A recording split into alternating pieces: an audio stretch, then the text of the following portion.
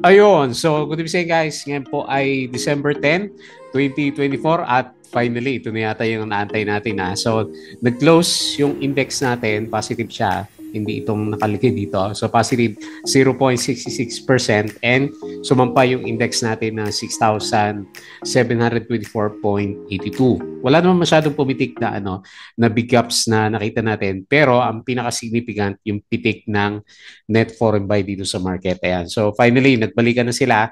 Tignan natin, laglagan kasi yung mga crypto kahapon. Sabay-sabay yan, crypto, US stocks, puro laglagan kagabi. So siguro time na para mag-reverse yung direction nun. And then, ma-disperse ulit yung mga foreigners dito sa market natin. So hindi ko pa na-scan kung sino-sino yung mga stocks na binili pero most likely yung mga big caps na stocks natin dito kasi sumama na dito si SMPH ulit and meron siyang 120 million net foreign buy. So nag-start na mamalengke yung mga foreigners dito sa market natin. So very good. Mukhang hindi na tayo aabot ng nabura na yung negative sentiment na nire-review natin everyday dito sa market kasi yung tara ko sa kanya nasa 6.5 pa rin naman, di ba? So mukhang higher low na yung susundin ng market natin starting tomorrow's trading natin. Pero karamihan po na listahan ko dito siguro kasi nagbalikan na sa big caps yung mga foreigners natin. Laglagan naman yung meron pa rin pala si ASEAN nag-drop. Pero majority ng mga small caps na stocks naman nagkaroon siya ng pullback. Okay. So, nanguna sa listahan natin tapos na may banghen ni BBM at saka si Sara. So, nanguna sa listahan natin dito, after ng upsurge natin na malakas kapon, meron siyang 3.5% na loss. So, profit taking muna for today's trading natin. And meron pa rin siyang 4.11 million net foreign buy. Ayan. Panalong-panalo pa rin si Summit Telco na magiging major shareholder nitong dito natin. Tapos si ASEN, okay, so nasama siguro to kasi nag-recover yung market pero nag-uhukay ito. Negative 4.64% and meron siyang 13.31 million net foreign sale. Tapos si PHR natin, pullback na rin siya. Negative pullback baka po to. Pullback ulit, negative 4.76% and meron siya 2.21 million net foreign sale. Si Ferro kaya, ano kayong nangyari sa kanya? Si ABG nakita ko nag-drop ng wala pa rin pala si ABG. Kala ko nag-drop ulit ng 1%. So, naka-trading hold pa rin. SCC, o ba, lumalaban pa rin, no? 0.68% and meron siyang 67, mukhang mag-breakout to 67.7 million net foreign buy. Tapos si A-Rates, nag-drop, negative 4.17%, 100 million net foreign sell and SMPH, nag-up siya. So mukhang ito na yung reversal ni SM. 2.1% na gain and 121 million net foreign buy. So malakas yung net foreign buy natin, umabot ng 1.34 billion. Okay, so mukhang exciting yung trading natin for the coming few days. So disclaimer pa rin guys sa mga bago sa channel natin. As usual, yung ating review is for education purposes lang po yan. Huwag mong gagamitin to as a reason para mag-buy, sell, or hold ng stocks. Meron po kasing risk na involved sa market, due diligence lang po kung ano yung stocks yung gusto mo bilhin. Then follow po ako dito sa ating Palabra Trader as usual na YouTube channel. Subscribe ka lang para updated ka sa reviews or gusto mo join ka sa trading group. So yung mga subscribe, maraming sana po sa viewers dito sa trending stocks, company reviews, sample trade sa market, basic indicators. So lumalaban na yung volume natin sa foreigners, fundamentals, risk management, PSE, and then basic na PSE, stock market studies. And then follow mo lang po ako dito sa ating Club Trader. Crypto ko to para sa mga play to earn games natin. Social media, Facebook sa dalawa na yan, or Facebook page para updated ka sa mga posts natin. Buti pick yung mga articles natin dito sa local market, US and cryptos. Tapos basahin natin yung mga balita. Ayan, meron na tayong summary dito sa market natin for today's trading. So meron tayong 1.34 billion net foreign buy. So maganda yung closing ng market natin.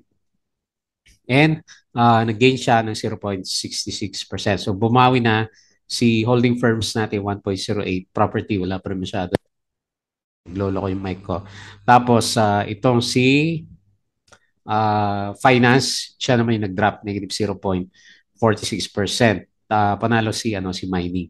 Si PXP yata yung nakita ko na gumagalaw kanina umaga. Okay? So yan po yung galawan dito sa markets natin. Very good. 1.34 billion net foreign buy. Okay. Okada's Asia Best Group confirmed sale of 510 million peso or 2.55 pesos per share. Mukhang hataw to sa pagbukas ng Asia Best Group natin. Ito yung closing natin. Mas marami pa rin naman yung nag-drop pala na big caps. ACN na muna, minus 4%. Monde, minus 4%. Bloom, nag-ukay pa rin, minus 2.9%. PLDT, minus 2.58%. DMC, minus 2.32%. Dami pa rin Laglag pa rin. Jollibee, okay, pabalik na ulit, 3.85%. ICT, 2.48%. SM, 2.27%. SMPH, 2.1%. So, kahit pa paano, maganda yung galawan ng mga stocks natin. So, bakit 0 point andito? 58 si SCC natin. Okay. So, foreign funds bought, CBC, East, West, Alter, Meralco, SCC, MI, GSMI, Jollibee, ABA, EC, Costco. Batayin natin itong mga to kasi nagbibilihan na sila, SMPH, Globe, Converge dito, ICT at saka si Macro Asia. So, ito yung mga binenta, foreign funds sold, BDO, BPI, Metrobank, Security Bank, ASEN, APF, Gen, CNPF, DNL, FCG, Aboites, AGI, DMC, TEL, ATI, CEO, CEU, Bloom, at saka si PHR naman natin. Okay? So, Ayala Corporation increased his stake in iPeople to 36.3%. Owns Mapua University, a premier institution in engineering and technology. Marami akong katrabaho na Mapua graduates naman. Okay? So, CREC teams up with Sungrow for massive battery storage push. Ayan, tingnan natin kung mag-breakout niya. Laga natin. Na si CREC, ayan. So, mukhang mapula yung galawan dito sa crypto. Pero mataas pa rin naman.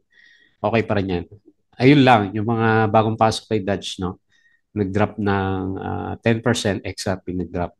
Kung kailan na pumipitik may ugali na bumagsak yung mga cryptos. Okay? PHR, EI, ito na yung kapon. So, meron silang Memorandum of Understanding. Piso Wi-Fi from Converge. Meralco got ARC's clearance. Ito na naman si MicroStrategy. Acquired 21,000 Bitcoins from December to December 8. Okay? So, CREC has signed agreement with Sungrow Power Supply. Hindi ko nakita pumitik to si CREC. Dalawang balita. Kanina umaga, maganda yung opening. AGI declares cash dividend. EI, yan na yun. CREC, malapit na pala sa fair value ni CREC, no, 3.3 tapos 3.6, kaya pala hirap mag-breakout CREC natin. So meron kayong dividends kay AGI. Ionics approves construction of standard factory building in Batangas. Dito of FOO completed successfully. ABG backdoor price 2.55. So mukhang pipitik to si ABG. Naka-trading hold pa rin. Okay. So corporate stories natin. AGI received honorary doctorate. Okay. Ionics subsidiaries approved construction of standard factory building. Meralco has approved MER power supply agreement. FINMA acquired St. Jude College, Dasmariñas, Cavite. SSP approved the voluntary delisting of SSP. Ayan. So, magdidelist si SSP natin. SMPH. Ayan. So, may bagong bubuksan ng mga malls to. PHREI, yun. SSP approved the voluntary delisting of SFA. Oceana Gold, yung mga dividends niya. And ito nga, laglagan na lahat ng indices sa US market kagabi. Hopefully may bounce. Ipit yung mga alaga natin sa AI stocks. Meron pa negative news si Nvidia under investigation sa bandang China naman. Okay? So yun po yung mga balita. So good news. Meron tayo nakita na net foreign buy sa market. Ito yung first time na nagkaroon tayo ng net foreign buy after few weeks o few months na siguro dito sa market natin. Okay? So kaysa, ayan, tama habang pa-recover yung market, sali ka lang po dito sa Patreon channel natin. So kung gusto mo guide sa trading sa Philippine market, sali ka lang po dito. Okay? So tingin tayo dito sa galawan ng market. So mukhang may mga pipitik tayong alaga bukas ha. Tignan natin kung meron tayong breakout bukas, potential breakout yan. 6-9 pa rin, sige, lagay lang natin yan, and 6-5 pa rin kasi wala pa naman yung breakout sign natin. Pero pag nag-breakout yan, meron tayong higher low formation, then meron tayong short term na ascending triangle dito na sinisipat-sipat. So nagbago yung ano, syempre, yung ating sentiment sa kanya kasi nga meron tayong 1.34 billion net foreign buy. So hopefully another kahit 200, 300 lang, huwag masyadong bigla yung ano pasok. 0.66% para makarangkada, makabuelo yung mga stocks natin. Last time kasi pumitik sila eh.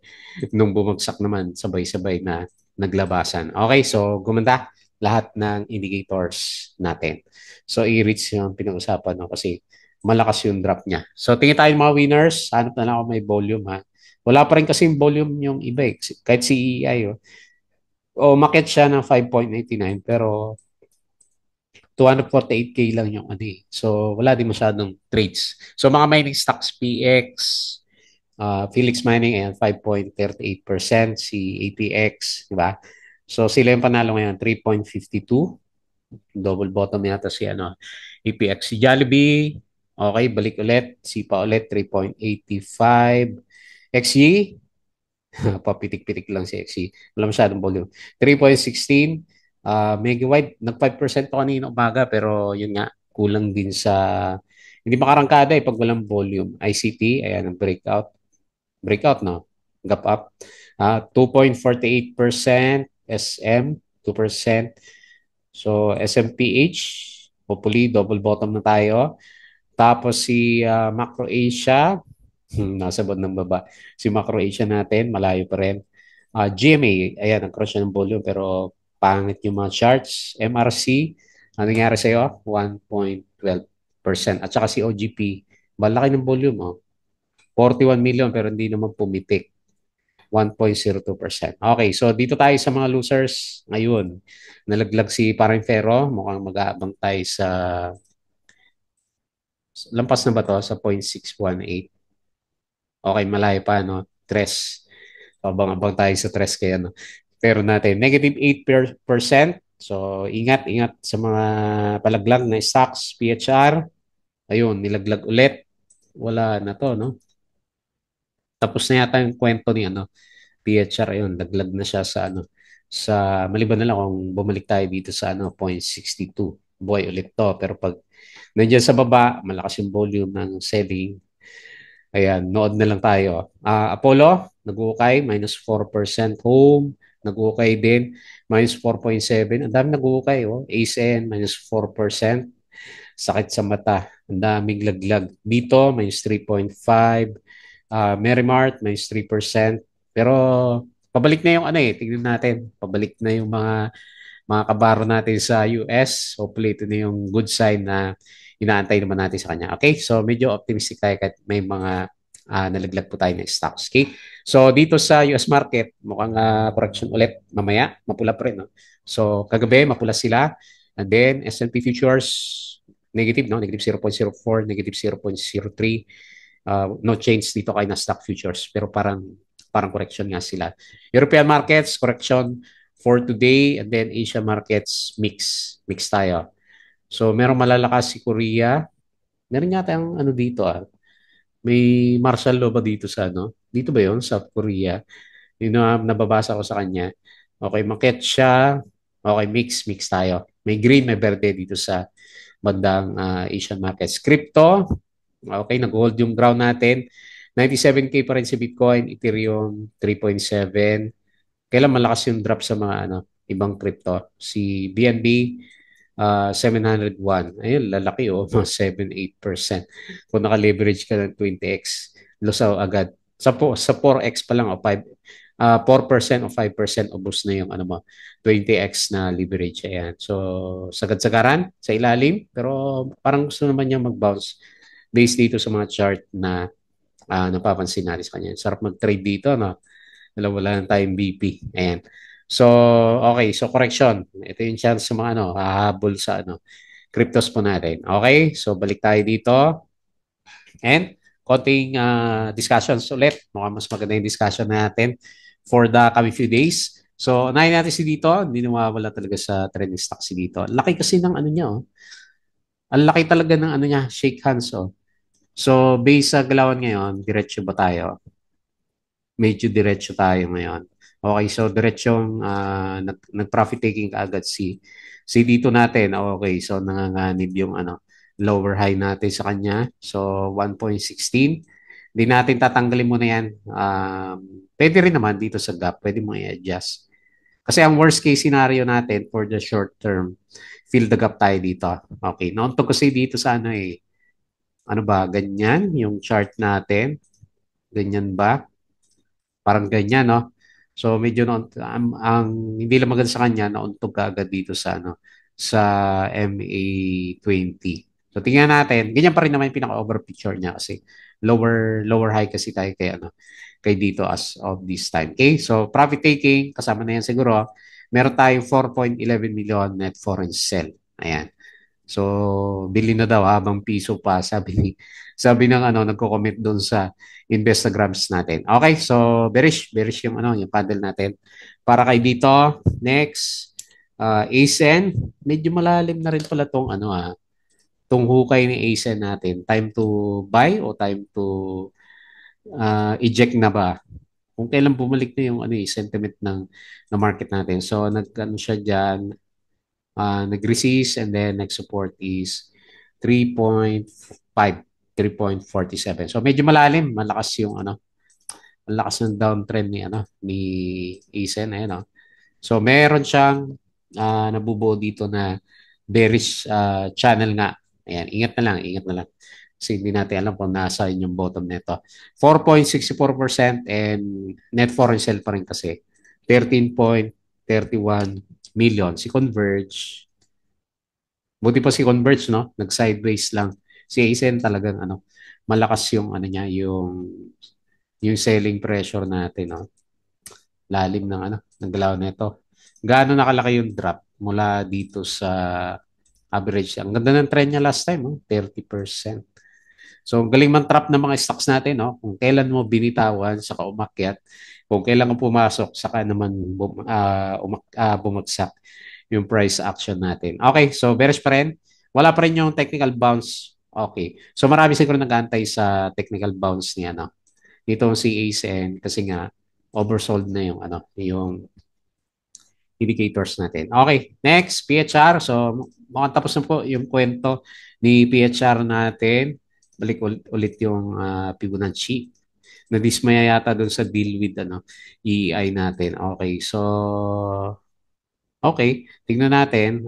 Nag-retest siya sa ano MA 100 and then nag-resist ng konti dito sa meron siyang gap dito na ano iniwan. So, okay. Hindi pa rin naman natin inaalis na may bounce to, no? O talagang wala na. Kasi malalaki yung volume niya eh. Negative 2.21 million net foreign sell, 4.76K. Rather 4.76% yung loss ni PHR natin. Kung medyo sumampa ulit tayo dito sa 0.618 Fibonacci, incline tayo na ilagay dito sa 0.67 yung pinaka-resistance. Okay? So ganun na lamang muna yung review natin dito kay PHR. So wala pa yung mga buyers natin nag-aantay ng catalyst to. And then next si SEC. So gaya ng sabi ko sa inyo, kahapon panalong-panalo ba? Mukhang breakout yung may konting breakout yung solid candle natin. So, ano ba, itataas ulit natin o kailangan natin ma-breakout to? 34.55. Parang gusto ko na magbenta kanina kasi nag-negative ulit siya. Mukhang, sabi ko, baka mag-retest ulit sa MA 100. Pero kinaya naman niya, tinulak pa niya. So, kita mo nga naman pag overbought na yung stocks, lalo pang umakyat. Pag pabagsak yung stocks, lalo pang bumabagsak yung RSI natin. So, 0.58%. Ang maganda lang sa kanya, na naglilin tayo ng breakout, matagal na rin kasi yung sideways niya, is meron siyang 67.7 million net foreign buy. Tapos meron siyang, kapon ba o isang araw, anong Friday, meron siyang net foreign buy ulit na nakita natin. Kapon yun. So medyo malakas yung SIPA ulit natin. Okay, next. So isa sa mga nag-uukay na REITs natin, si REITs, biglang nagkaroon drop Bakit kaya? Ano, marami din nagtatanong. Akala ko price action lang yung ano yung drop na 4.17. Parang meron siyang siguro may deal to na hindi niya nagustuhan. Balik tayo dito. Hindi ko nakita yung kung meron news itong si REITs natin Saglit. Silipin nga lang natin yung sayang din kasi yung Nandito na tayo. So silipin natin. Ano ba issue nito? REITs, bakit gap down? So walang sagot. Bakit nga ba gap down tayo? Black sale at 37 pesos. Okay. Asa na yan? Okay, may black sale siya, no? Okay, tapos, baka may balita to. Wala Si Sir, tignan nga natin. Uy, laki ng kita niya sa A-REITs, nasa 23% long-term holder. So wala din naman siyang disclosure. So hindi natin alam bakit meron siyang malakas na drop. Baka yung previous transaction na mga ginawa niya, di ba, sa shares. So, gap, resistance kaagad yon yung gap na yon. Kasi nagkaroon siya ng gap. And, meron tayong initial support dito sa 36.67. Pero ako naman, kung ako may out na ito, okay lang ako dito kasi long term ang labanan dito kaya kay reach natin. Okay? And then lastly, si SMPH. So, saglit, bago si SM. Ali, wala pa. Robinson, nag-bounce ng konti. Si Meg, wala pa. Si BLL, wala pa. Oh, medyo bumanat si BLL. CLI, wala pa. So, mahina pa yung mga properties na rin. So, ano ba to? Feeling properties na bounce sa support. Laki niyan pag na-bounce yan.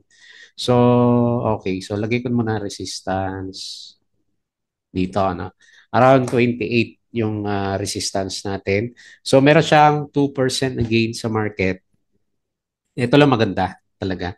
So, 121 million net foreign buy. So, merong good sign na bubuhay yung itsura ng RSI at saka MACD formation. So, tagal din, no? Tagal din ang drop niya. Simula October, November, December. So, halos sa 3 months na nasa block na itong si SMPH natin. Uy, tama-tama pala. Okay. So, hanggang dyan lang muna yung tingin natin 28.55%. So, tama-tama pala. Kung meron tayo net foreign buy ngayon, balik tayo dito. Meron tayo net foreign buy na 1.34 billion. Pwede kaya may Christmas rally hanggang December 24, yung market natin. Okay. So parang yun yung gusto niyang yun yung gusto yung puntahan, di ba? Pag tinitingnan natin yung chart ni PSC natin. Ayos to. Hopefully, meron tayong rally. May papasalubong tayo sa mga inaanak. Ayan, so tingnan natin kung makabalik ulit tayo sa 7,000 bago mag-end ang year natin. Hopefully, magbalikan na yung mga foreigners. Okay? So yun lang muna. Good vibes tayo for today. As usual, bago tayo close, please don't forget to subscribe dito sa ating Palawi Trader na YouTube channel. Join ka lang sa group natin, guys, kung gusto mo ng guide. Crypto ko to, follow mo na lang Facebook account, Facebook page, Bodega Peak, Twitter, Patreon, yung mga gusto ng guide sa market. Sali lang po kayo dito. Okay? So yun lang. Maraming salamat. Kita po ulit tayo bukas.